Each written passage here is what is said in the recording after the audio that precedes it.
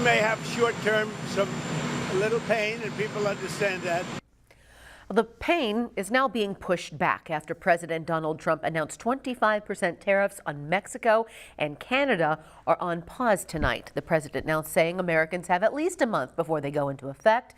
The delay coming after Trump made agreements with Canadian Prime Minister Justin Trudeau and Mexican President Claudia Sheinbaum. The latter promising to reinforce the southern border with 10,000 National Guard troops. Canada also planning to implement a more than $1 billion border plan. Both countries agreeing to do so in order to stem the flow of fentanyl into America. Still, Trump says the pause is temporary. We've agreed to talk and consider various other things. We haven't agreed on tariffs yet, and maybe we will, maybe we won't. President Trump is also considering tariffs against the European Union, saying they don't import enough U.S. products. The president did keep intact a 10% tariff on goods from China, and that could cause a ripple effect for certain Iowans. Local 5's Alex Fulton is in studio. Alex, what could tariffs mean for grocers who rely on Chinese products? Well, Stephanie, the shelves at Asian Mart are stocked with Chinese groceries. The International Grocery Store is considering buying in bulk to keep costs down for customers.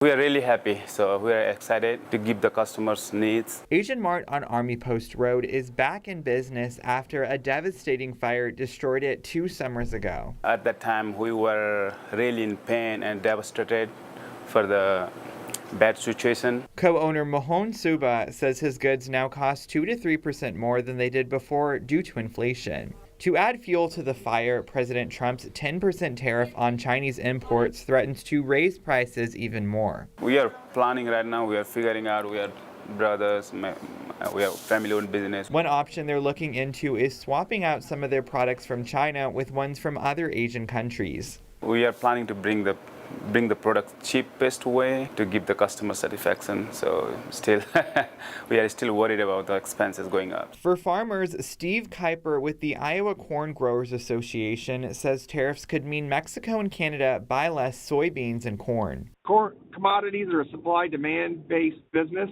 and so if you have extra supply and you don't increase demand, that'll diminish the price. In other words, Kuiper says it's less money in the pockets of farmers after a tough year. This past year, farmers produced a crop that was below break even. So, in certain instances, folks were losing around $100 per acre.